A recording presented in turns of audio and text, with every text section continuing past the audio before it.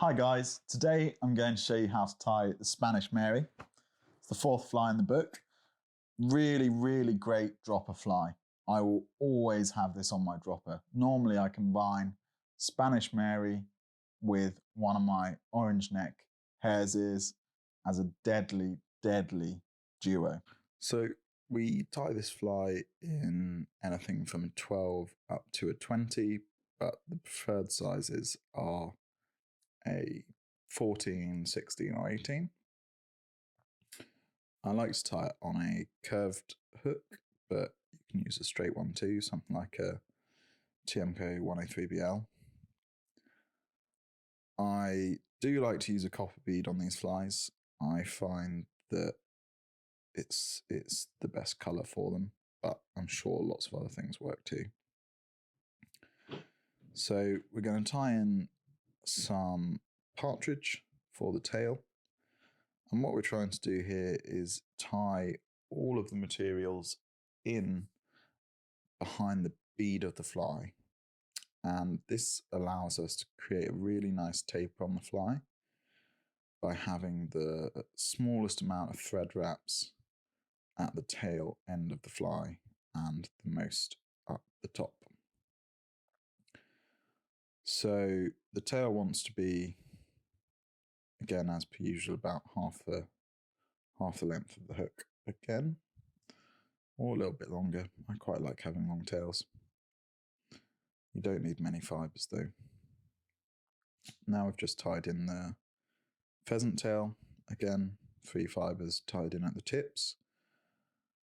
And then we're going to tie in our copper wire, which again we're tying in right at the top of the fly. And then we're going to pull all of that together and put a couple of thread wraps down and tie it in to the tail in line with where a barb would normally be. Then we're going to create a bit of taper in the body, just with a few thread wraps. You want it to be nice and even carrot shape. Then we're going to tie in the pheasant tail, wind up the pheasant tail, touching turns until we're a couple of mil behind the bead. You need to leave a little bit of space for the thorax on this fly.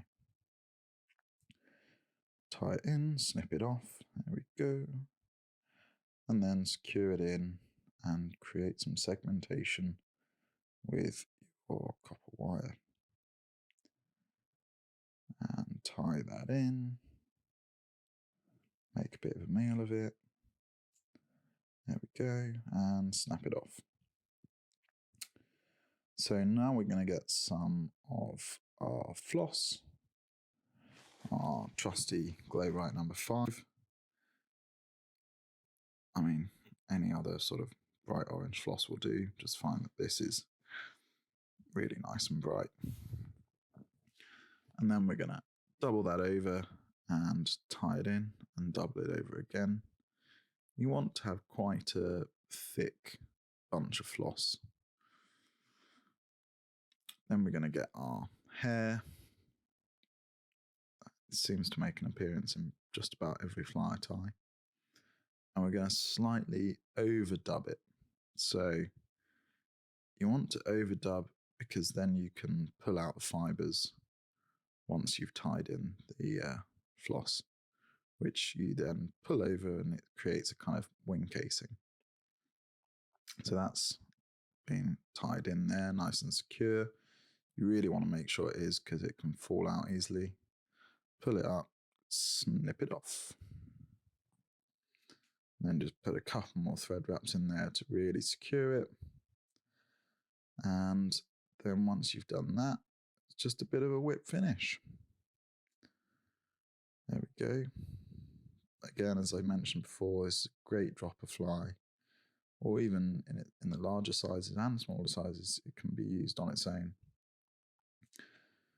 And snip off, and then you're just going to pull out some of the fibres, and that's why we overdubbed it earlier.